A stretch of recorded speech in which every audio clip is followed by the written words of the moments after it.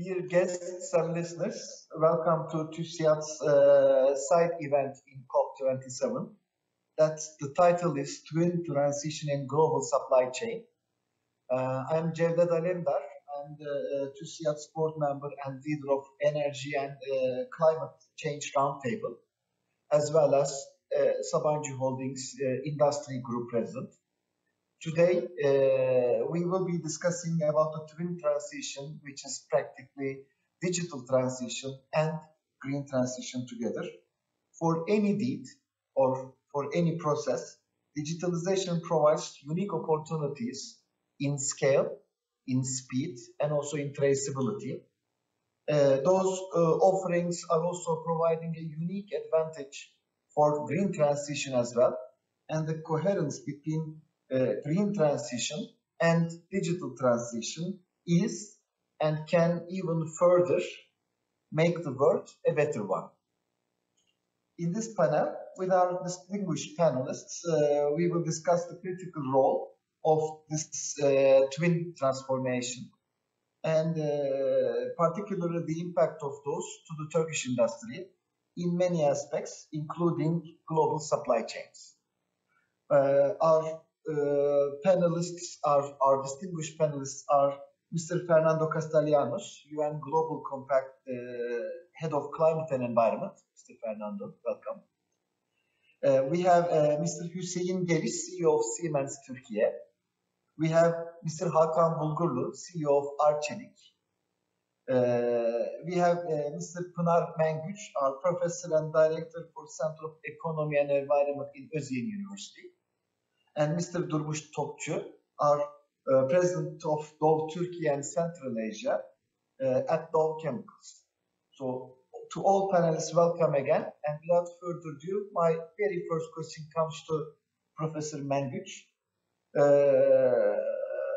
Dear Mengüç, how can we adapt and implement green and digital technologies to mitigate the destructive effects of climate change? Thank you, Sayın Alemdar, dear Cevdet. I would like to thank TÜSİAD and for invitation here, and it's nice to be along with you on this important event. Well, as a university academician, I would like to talk a little bit about what we can do, but at the second round, I think we can get into the details a little bit more. But at this very moment, if you just think about the green and digital transition, and at this point, we are seeing several people at this on this case. What is just 1 minute?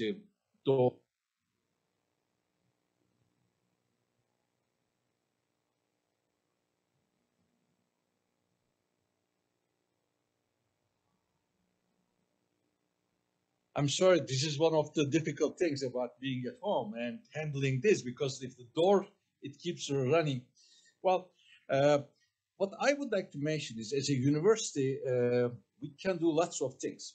One of the most important things is the esteemed participants will talk about their parts. When we tell about green transition, when we talk about the importance of the climate change, it is important to realize how difficult it is to get into action. It's easy to talk, but then getting into action requires involvement of so many people in a different levels.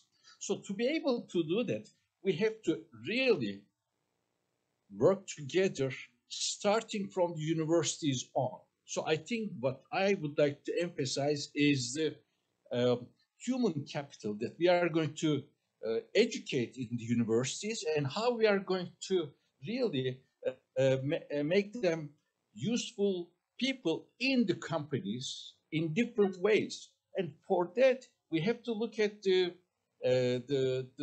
essence of the problems, and how we cannot really move people to the action.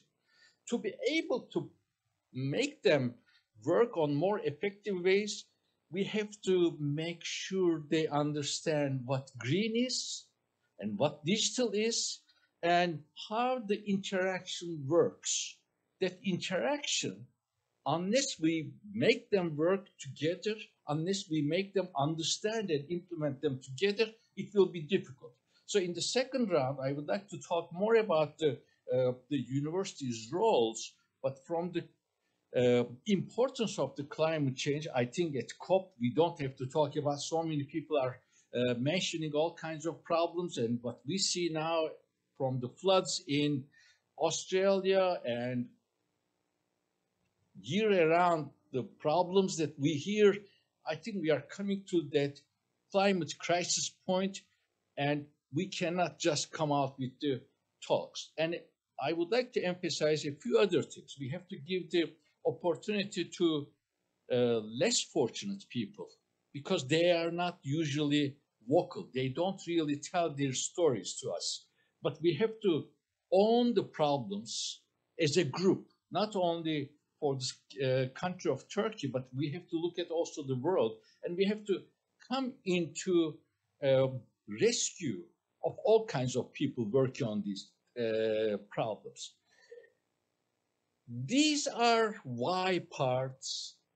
How parts, the answer to the question of how we can do, I think I will leave it to the second round, so I can get into that after that, if it is okay with you.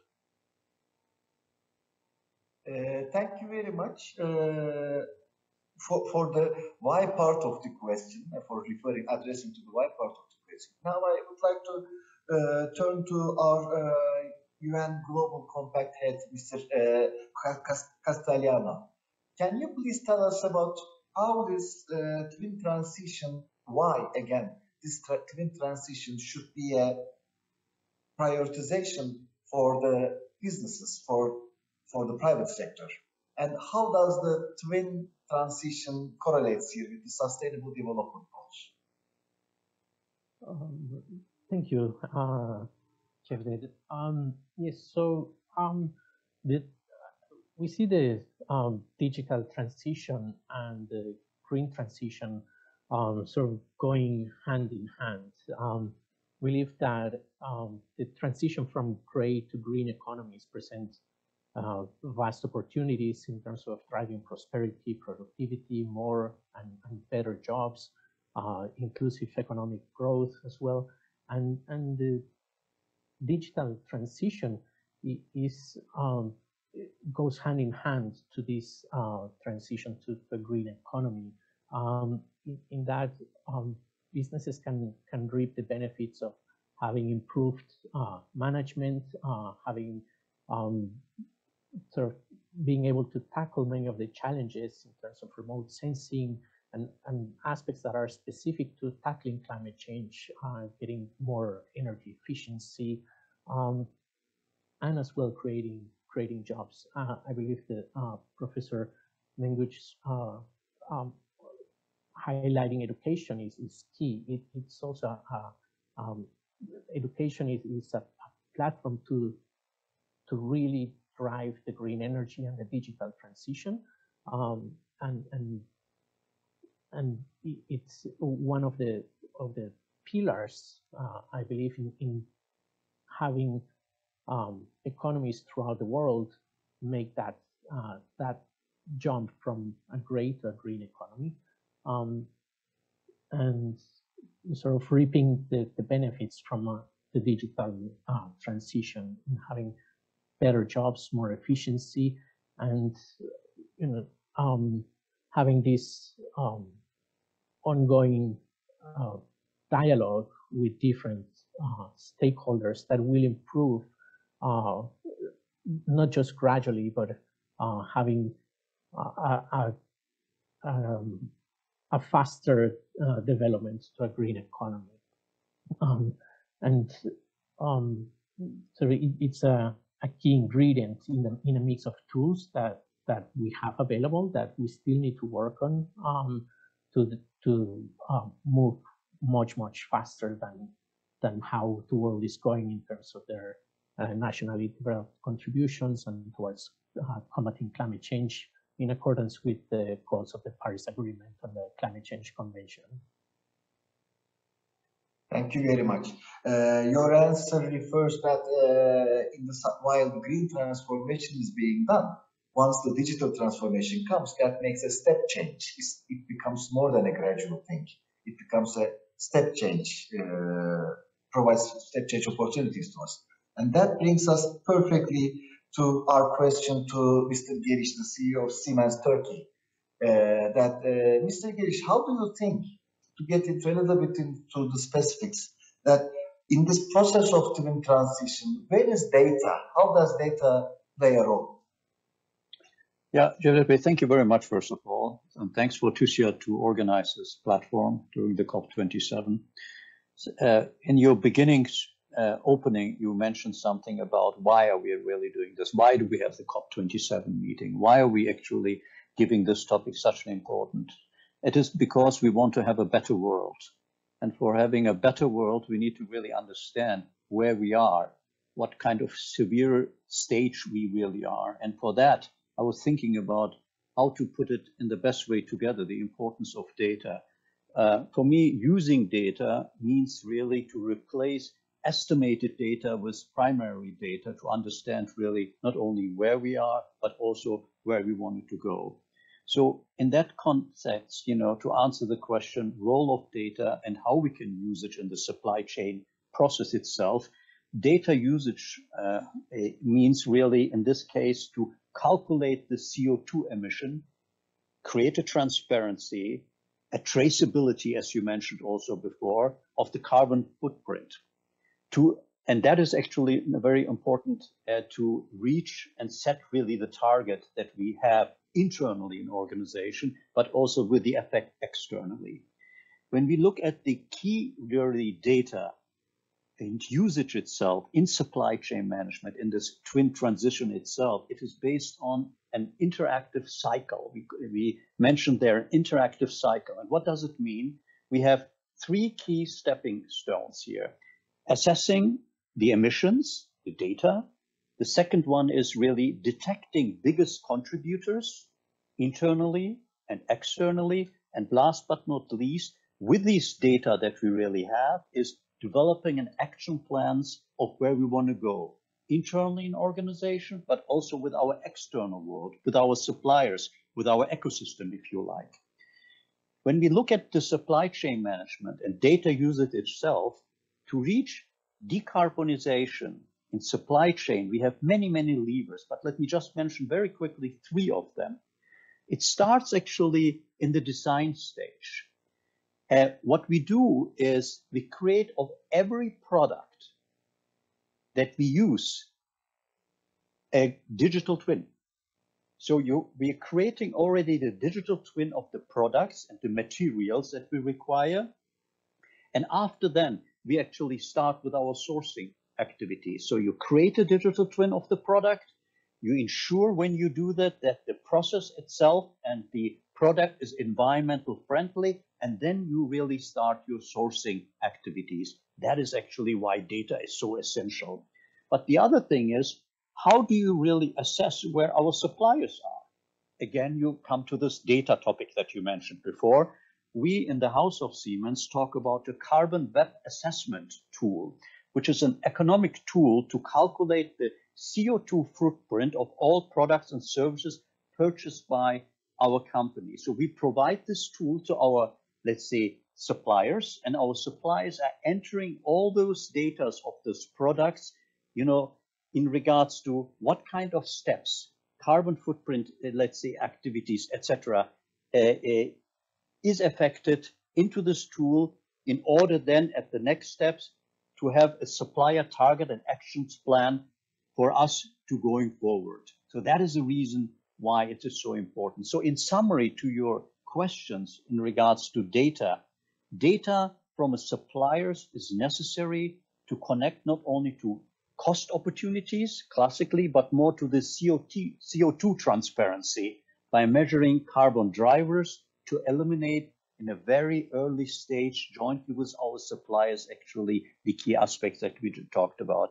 Last but not least, Cevdet Bey, but it's not only the carbon footprint itself. It is also how and who is really involved in the producing these products. So that is these data we need to also gather. And that is in particular the whole aspect of human rights violations possibilities. Who is really working on the, let's say, on this manufacturing process itself? It is not only the carbon footprint, this is the entire process, and therefore data are so quintessential. Thank you very much. Thank you very much for your very inspiring explanation, Mr. Gelish. The usage of, as far as I took to know, the use of data in predictive models and as well as in assessment models, not only for carbon footprint, but also for the social and the governance aspects of the sustainability is also important. And that brings me to a very nice point that I want to ask to Mr. Bulgurlu. Mr. Bulgurlu, the last time we met in COP26 together in Glasgow, you were one of the first leaders who was referring to the supply chains and the problems that will be lived and that were actually being lived at those times. And within that time, this has not only decreased, but only increased even further. So as Arçelik, particularly with your experiences, what are the opportunities that you see in the global supply chain and digital transformation in the voyage of green transition? Thank you, Cevdet Bey. You know, I just came back from Sharm el-Sheikh, actually. That's why I'm not wearing a tie. I know exactly where people are watching us on the screen now in the Turkish pavilion. The supply chain, of course, is one of the pressing issues, right? Because of the scope 3 emissions impact on global emissions and all of these commitments, NDCs, that the governments and companies are making are largely dependent on their relationships with their suppliers. But I'll take a step back. We've had a couple of very difficult years in terms of supply chain. You know, everybody's aware of the shortage of chips. You buy a Mercedes car now, instead of 2 keys, they give you 1 key because they don't have enough chips for the second key. I mean, that's how far it's gone. Many companies have had to really limit their production or actually shut their doors for extended periods of time. What people don't really realize is that the only driver of that was not elevated demand due to COVID. It was also environmental factors. It was excessive drought in Taiwan, for example, which I don't know if you're familiar with chip manufacturing, but I'm sure you are. It takes considerable amounts of water. And these supply constraints were directly climate related, which actually exacerbated difficulties in supply chain. So this resulted in nearshoring, onshoring, again, geopolitical tensions between China and the US. The eternal competition was another reason for this. People were trying to diversify away from China. In our experience, 30 factories in 10 countries, it made a lot of sense to really diversify our supply base and actually bring them closer to home. Now, we also had front of mind the environmental impact that sourcing from long distances has. I mean, 30% of transport-related emissions are caused by global trade, which will have to actually be cut down by half.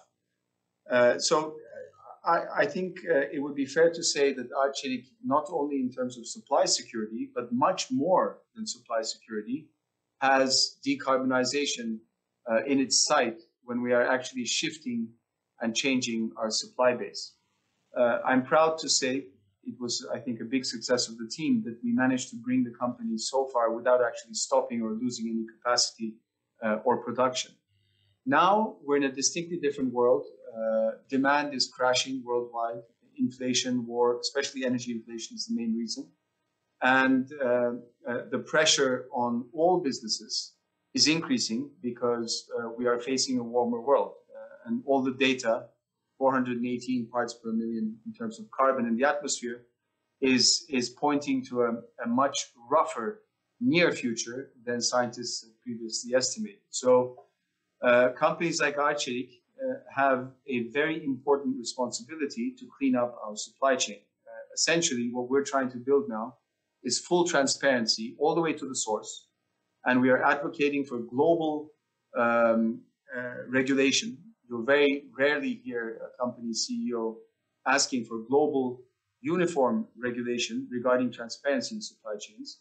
I would like to have a sticker on every washing machine and refrigerator we sell that when you scan will give you the exact source of the steel, the plastics, what percentage is recycled plastic, what the carbon footprint is regarding the manufacturing process, transport, and most importantly, scope 3, when that product is being used in the consumer's home. Some of our viewers may not know the difference, but essentially, Arçelik is totally clean when it comes to its manufacturing process. It has decarbonized already, but it doesn't really mean much because 98% of our emissions come from scope 3 emissions, which is the use phase of our products. When you consider our suppliers and the supply chain, I think this transparency is critical if we're going to bring that down by 50% as we've committed by 2030. And to do that, as you correctly pointed out, the only tool we have is digitizing and data. And we are now investing more than we ever have before to actually ensure that happens in the near future. I hope that's a useful answer for the panel. That was a very nice answer, and the vision that you're putting towards the transparency also is worth for me to ask to Mr. Topçu here, who is also the co-leader of the TÜSİAD's Energy and Climate Roundtable, and a close friend/colleague for me. Mr. Topçu, Mr. Bulgurlu have addressed mainly towards to the final customer and how the product reacts over there. And though is working in many areas in Turkey, particularly in terms of from packaging to mobility in many areas. But in the slightly backside of the chain, on the more in the B2B chain. So can you please tell us what is being done over there? What does sustainability mean and how do you cope with this? And how does the Turkish private sector trying to solve the challenges in sustainable green, in the terms of green supply chains? Thank you. Thank you, Cevdet Bey, and nice to be here. Thanks for the invitation. So two of our panelists, and as the major manufacturing companies, they refer to the reliability and transparency on the supplier side. As a leading material science company, we have the responsibility and also opportunity to lead the industry where our expertise on material science and innovation can make the difference. We are, as DAO, are really committed and working to deliver a sustainable future by collaborating and innovating to expand our ability to make the positive impact on society and the planet. So that means, in one side, we are reducing our environmental footprint and developing and implementing circular economy solutions and creating new materials that are more sustainable and safer. So three focus areas we have identified. Number one priority is the protecting the climate. So we believe we can make the biggest difference and drive industry-wide change. So climate change is one of the major challenges. We are committed to working with our suppliers, customers, and value chain partners to ensure Dow's ecosystem is carbon neutral by 2050. So as we started our actions via transparent and validated reporting during the last 20 years, we have a clear path to reduce our carbon emissions asset by asset by 2030 and beyond. So we are optimizing the efficiency of our operations, investing in renewable energy sources, and innovating new low-emission production processes. We are also collaborating with our customers to produce products that contribute lower carbon footprint. Number two focus area is advancing a circular economy. Transitioning to a circular economy is not only vital to the preservation and protection of our planet's natural resources, but also to the success of businesses at Dow. As we transform to a circular economy, we are taking into account the product life cycle in everything we do and create, from creation to use and to disposal. Our waste management approach is also very important. We view waste as a resource. We are investing in new product technology, value chain partnership, business models, and waste management infrastructure to discover and scale sustainable solutions. Number 3, focus for safer, to produce safer and more sustainable materials. A sustainable future can't be achieved without considering chemistry, because as we all know, more than 96% of the world's manufactured goods are enabled by chemistry. It has unlimited potential to bring value to our society and the environment. At Dow, we envision a future where every product we bring to market is sustainable. Most of our global and also local customers like P&G, Unilever, L'Oreal, and Arçelik are committed low carbon emission solutions. And I'm really glad to know and also to hear from Hakan Bey, they have already achieved net zero level via using our energy efficiency solutions. Regarding your question on Turkish private sector, Turkish industry, as you all know, has been a strong converter for European Union market as a net exporter for industrial consumer goods. So 45% of the export is moving to European Union. Turkey is the largest exporter in white appliances, second largest plastic packaging and furniture producer, and also very strong in construction, services, textile, and commercial cars. So this export focus on EU requires Turkey to build strong alignment with emission trading system, Green Deal, and carbon border adjustment mechanism as becoming high priority. I believe this approach will enable us to differentiate from Far East suppliers and build stronger relationship and growth. Specifically, after ratifying the Paris Agreement and committing to adopt net zero emissions by 2053 marks a new era in Turkey's climate. I think I stop here and go for the second round for further questions. Thank you. Thank you very much, Durmuş Bey. If you will, we have already come to the second round and we continue with you. You have explained about the focus areas, particularly 3 focus areas, and briefly explained about your approach.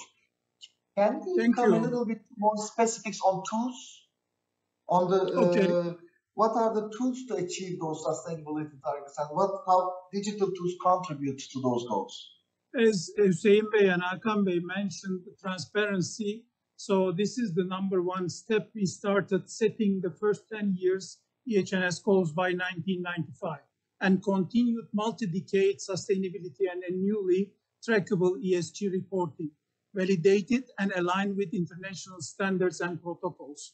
So recently in 2020, we set new multi-decade targets to put us on a path to achieve carbon neutrality and eliminate plastic waste. Some of the tools and investments, we have 10-year commitments, magnifying our company positive impact through collaboration with like-minded partners.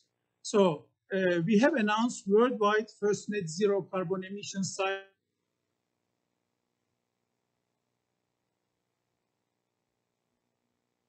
and 40% CO2 reduction in our European sites.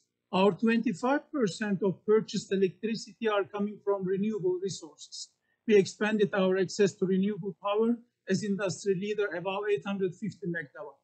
We are also developing advanced recycling feedstocks, which is very important for food packaging and medical packaging. As announced with Mura, Nexus, and Valoregen partnerships, which represents over 600 KTA project supply capacity. By 2030, Dow will reduce its net annual carbon emissions by 5 million metric tons. This represents 30% reduction from the 2005 baseline. By 2050, Dow intends to be carbon neutral, scope 1, 2, and 3, plus product benefits. Regarding the packaging and plastic waste, by 2030, Dow will transform plastic waste and other forms of alternative feedstocks to commercialize 3 million metric tons of circular and renewable solutions annually. By 2035, Dow will enable 100% of Dow products sold into packaging applications to be reusable and recyclable. So those are the announced investment and our commitment on this green transition area. Of course, digitalization is a major tool for sustainability. We are becoming more customer-centric through digitalization and through expanded and integrated e-commerce capabilities.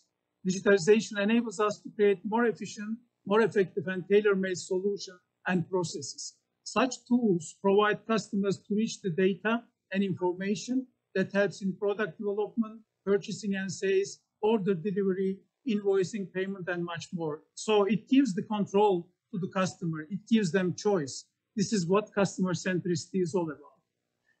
We also have other tools through our web portal, process digitalization for the product from product formulation to the final delivery, end-to-end shipment tracking, real-time visibility on road and rail per shipments through the DAO.com for key and priority customers. We are integrating artificial intelligence, predictive technologies across all business operations to change the way we work. So our processes, to make smarter and more cost efficient, also faster product development and improve our customer experience.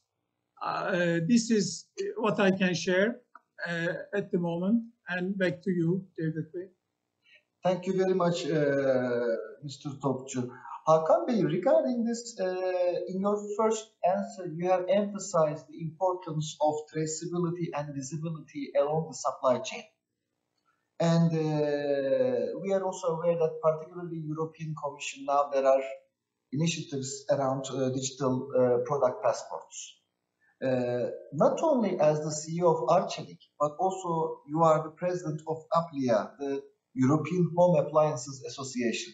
So in that context, how do you perceive these policy frameworks and what would be their impact on home appliances in general? Thank you, Cevdet. I'll share a more in-depth view with you in private when we see each other. But I mean, there is a joke to all of this. I'm now running the European Household Appliances Industry Association and have the enviable task of negotiating with the European Union bodies on regulation and the way forward. And one of those is the digital passport you're talking about. And I often joke when I'm talking to the European Parliament that, they haven't let Turkey in yet. It's been 40 years, but I found the back door and I came in. It is a European governing body after all. But speaking first on behalf of Arçelik, I should say that, digital transparency and making the consumer aware and of basically the impact, environmental impact of the product, but also the impact on their wallet, right? How much energy the thing consumes. I mean, today you call it an A product or a C product. One means more efficient than the other, but it doesn't give you any idea on actually how much power this thing consumes and what it costs you. And I think it's the industry's responsibility to implement software and IoT solutions that will continually inform the consumer of the differences and benefits of when they should be operating the appliance, for example. Anyway, that's a sidebar. But digital solutions are clearly the most important, and Fatih Birol, my friend at the International Energy Agency, he calls this the first fuel. Digital solutions are simply the most important tool we have in this fight that we're calling, I call it decarbonization, but you can call it climate change, you can call it whatever you want. It's clearly human caused, and the clear reason is carbon and methane, and we need to reduce those. So the first line of defense there is actually using less power. And when we take 4 product categories, this is very interesting: lighting, electric motors, heating and cooling, and refrigeration. I'll repeat it because it's worth remembering. Lighting, heating and cooling, electric motors, and refrigeration consumes about 40% of all power globally.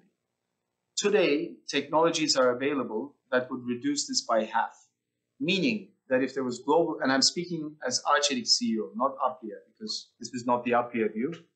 If we were able to regulate across the world, uniform regulation, dictating the use of best available technology today, globally, we would reduce energy consumption by about 20%, which would mean that we could shut down 2,100 coal-fired power plants, which would take us very far along the stated goal for 2030 on the 1.5-degree path.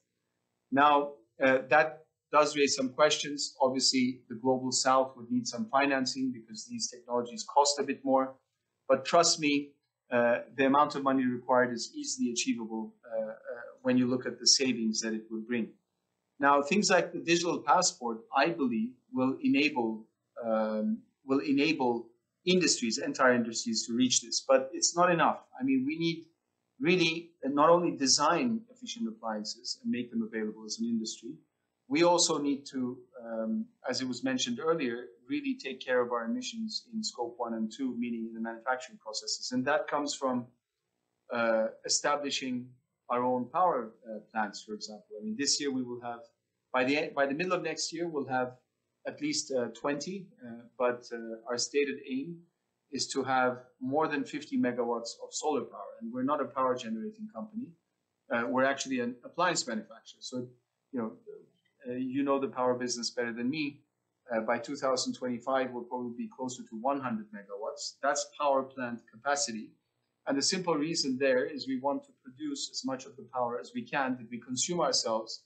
And we have all of these flat roofs around the world with a great solar footprint. So it makes no sense that companies are not producing their own energy. We need solutions like this, and we need solutions like this to be dictated by authorities like the EU. And that needs to feed through to the information going to the consumer. Also, I think digitization has a big part to play in our manufacturing technologies. Our plant in Ulmi was chosen by the World Economic Forum as a lighthouse factory. We invested a lot of money in this factory to make sure that everything is, automation levels are very, very high, but not just that. It basically is a smart factory that learns and changes processes to make it more efficient, which means that the amount of waste is reduced. I mean, in numbers, we save roughly 17% energy per product, 25% reduction in water consumed. Overall, of course, this adds up to massive numbers. And in a country like Romania, it's very, very meaningful for their country's emissions. In short, what I want to say is initiatives like the digital passport will enable both companies and countries and consumers to choose more carefully and really impact with their choices how companies behave. Not just in terms of decarbonization, but also in terms of single-use plastic, recycled plastic content in the products. All of these will be visible, and I am for it, very much for it. And I actually can't wait for the day that all of our competitors are required to do the same. Us at Arçelik, we're already actually tracking all of this and reporting all of this. So it will finally bring a level playing field for all competitors. Thank you very much. And your joke, I would vote for that one for myself. One thing, up to now, we have talked about digitalization. We have talked about data. We have talked about policy. And how does that reflect what we should do at the private sector for those? But we haven't touched one thing yet that I think is very important, and Mr. Geliş, I know that it is in his heart that when we are talking about resilience of supply chains or any sustainability efforts, then the main thing is human and human capital. And I know that Mr. Geliş is one of the pioneers in Turkey in that area, in that aspect. So, Mr. Geliş, what is the role of human and human capital in this equation? Yeah, I think wherever we touch, the key aspect are the humans. And in regards to this entire process, I think it begins with the humans itself in developing, of course, in educating and nurturing existing and future labor force to understand what we really want to do, in particular the green and digital transformation itself. So therefore, it starts with really a transformation, a cultural change as well. And but I have to also say, when we talk about cultural changes, very often people think culture should not be changed. And I always say culture should be changed as long as we have the same values. So you change the culture, you change the mindset of the people in order to really, reach the new thing that you want to do. I think it starts there with people. But the other topic is really every second, every microsecond we are creating data. So we have so much data, but do we really understand all the data itself in order to put usage into it? So the other aspects I would like to answer your question is, we need more people who are really educated in data analytics itself. That is one of the hottest topics going forward in the next few years. Having people to understand the data and bringing out of this data really the efficiencies, what we are really looking for. And the last aspect, and I keep it short, is actually when we talk about problems itself, we need different kind of profile of people. Not always the same people, like, for example, a gentleman's club. We need also for that, females, who think different, approach these problems different. People from different cultures, as Hakan Bey said, for example, he has operations around the world, bringing those people into the, let's say, to the tables and solving those people's the problems together. So that is so important to have this people aspect to the highest level. I'll give it back to you. I cannot agree with you more, particularly diversification part. And I think it's also a job that you have given to me and Mr. Topçu, that next time we meet, there should be at least 2 women talking here instead of a gentleman's club like we do right now. But on the other hand, I'm also pretty happy that I'm seeing many women that are watching us also in the stand over there, and as well as in the internet probably. And taking this culture element and that education element, maybe we should go to Professor Menguç and ask him about how the universities can contribute to those goals. Thank you. Yeah, thank you, Cevdet Bey. As a matter of fact, the last comments by Hüseyin Bey allowed me to start my point right away, right at that point. One thing I would like to mention, that most of the time, if you look at the universities, we are working on silos, different departments, different institutes. They are working on their problems, but not necessarily understanding. Even today's talk, green transition and digital transition. How many people really know the green as well as digital transition so they can work together at the same time? Indeed, for that reason, in the last 10 years, we have been working at the Center for Energy, Environment and Economy, to make not only disciplinary or multidisciplinary teams, but also interdisciplinary and transdisciplinary teams. What we emphasize is, if you are going to solve the green and digital transition at the same time, you need to bring those people work together at the university level. And then maybe at the companies, in a boutique way, you have to really educate the company workers towards the boutique goals of that company. There, I would like to emphasize one important thing. It's the intuition. Indeed, I think Hüseyin Bey touched that issue. People should know what they are doing with the data. Think about, what do you do with data? Indeed, the data, when you talk about data, for example, for buildings, for thermodynamics, for all the things developed based on thermodynamics, data is just to make people comfortable. So somehow you need to feel something good, and to be able to do that, you have to go to digital information and use that digital information, change the mechanical systems. But sometimes it's better to start this a priori.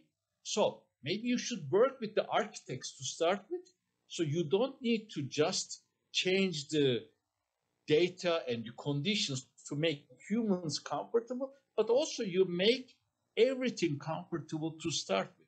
So when you bring the architects together with the engineers, with the digital workers, then you come out with a ecosystem that will work on the actual systems. And I think I would like to emphasize on innovation here, because talking with all CEOs here is very important. They know their problems, they know their direction, so I don't have to repeat everything again. But one important thing is, everything will be different in 10 years. So we have to start working on the problems of 10 years in the future. And we would like to work this challenge with as many people as possible. As far as, well, again, Hüseyin Bey's comment about having women here in the panel, I am proud that in our center we have almost 50% women working on different problems. One other thing that I would like to emphasize is among all these things is the energy efficiency is the most important.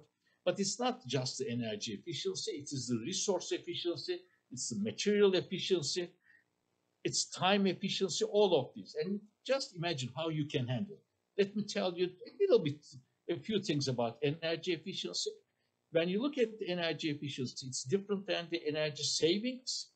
Energy savings is basically turning on and off something or making it or buying it from somewhere which uses less energy or, of course, does not cause major problems as far as carbon dioxide or methane emissions. But energy efficiency requires innovation. Innovation starts from day one. I mean, from the mining of the raw materials to bringing them and then eventually putting them together, selling it, and after that, knowing what to do with the entire system. How many different engineers or professions you can see in this process? You see industrial engineers, business people, architects, mechanical engineer, electrical engineer. All of them need to know their questions. They need to learn their language. When you come to the energy efficiency, then you begin to talk another language. Second law of thermodynamics. I have to emphasize that one. Without the second law of thermodynamics, you cannot really move ahead. I will stop here, but hopefully these will be our future challenges. Thank you. Thank you very much, Mr. Menguç.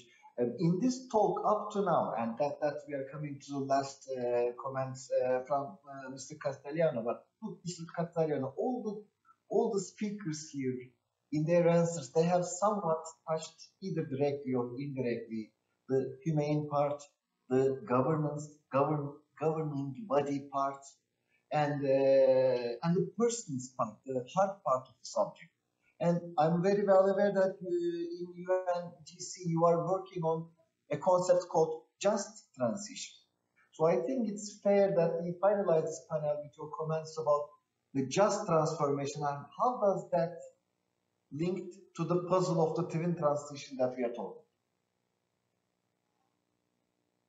Yes, thank you. So the concept of just transition is, we could say, a sibling pillar to the digital and green transformation and transition. The just transition is about ensuring that while we're moving towards a net zero future, we're keeping people and job creation at the heart.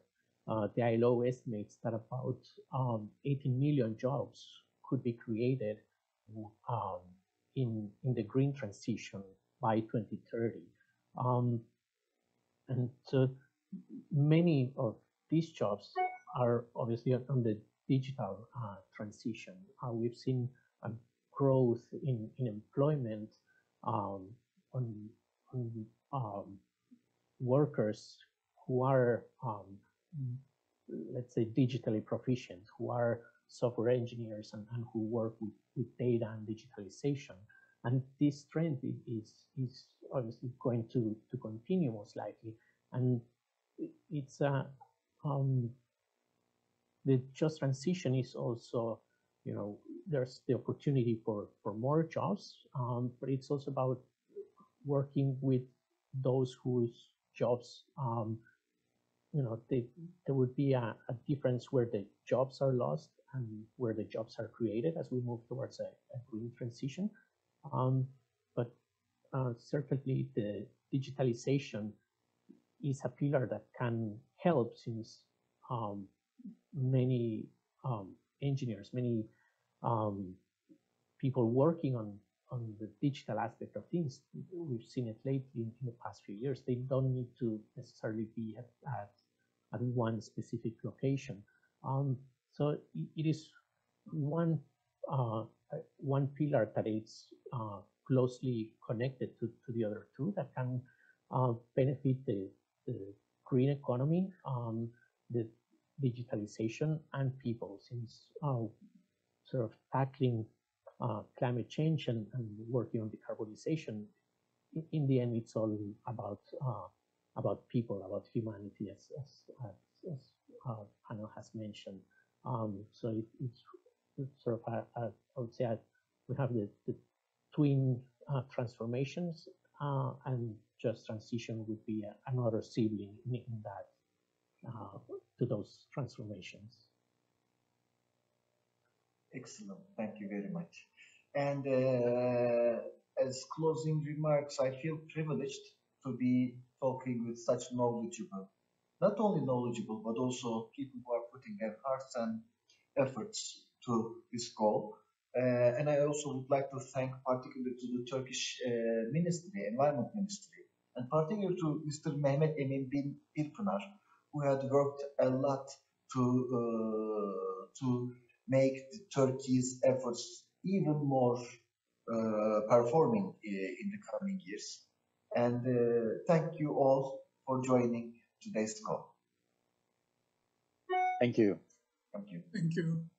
Thank you very much. True pleasure. Bye-bye. Bye-bye. Thank you very much. Bye.